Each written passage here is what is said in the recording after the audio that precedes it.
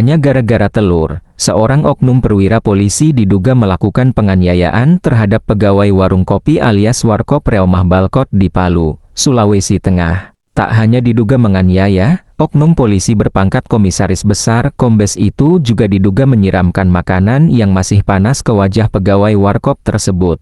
Masalahnya hanya sepele. Kombes Richard memesan mie kuah dengan telur 2 butir dicampur dalam mie kuah, tapi ternyata telurnya dipisah oleh karyawan Balkot karena 3/4 tingkat kematangannya. Gegara telur itulah sang kombes ngamuk memukul karyawan warkop Balkot berinisial CVJ di sasaran pemukulan di bagian wajah dan dilempari terlu setengah matang di bagian mata. Adapun insiden itu terjadi pada Sabtu 14 Juni tahun 2025.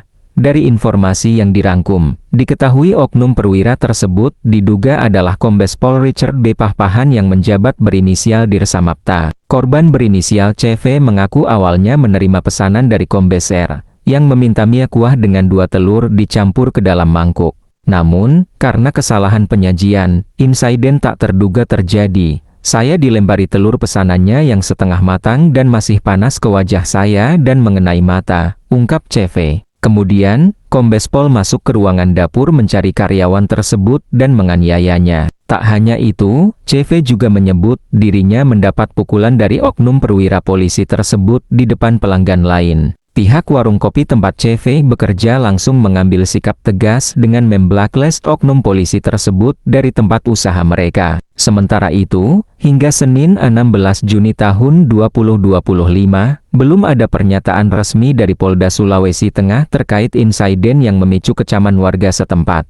Hingga kini belum ada keterangan resmi dari Polda Sulteng terkait peristiwa ini. Sementara itu, Kepala Komnas HAM RI Perwakilan Sulteng Dedi Askeri, Asej menyayangkan perilaku arogan oknum perwira polisi di Palu tersebut. Tindakan kekerasan dan main hakim sendiri yang dilakukan oleh seorang pejabat utama berpangkat komisaris besar itu semakin mencoreng institusi yang dikenal dengan pelindung dan pengayom masyarakat, ujar Dedi.